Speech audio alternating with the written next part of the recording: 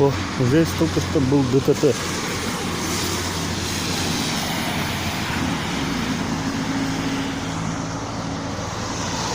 Продали люди пострадали.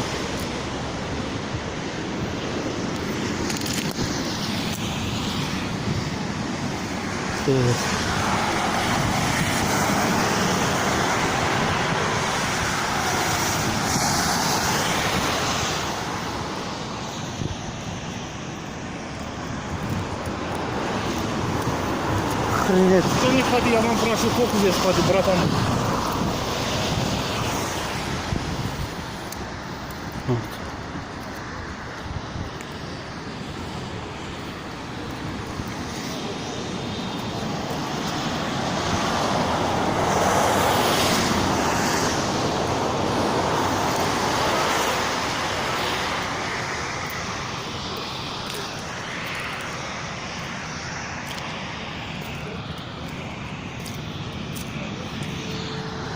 Yeah.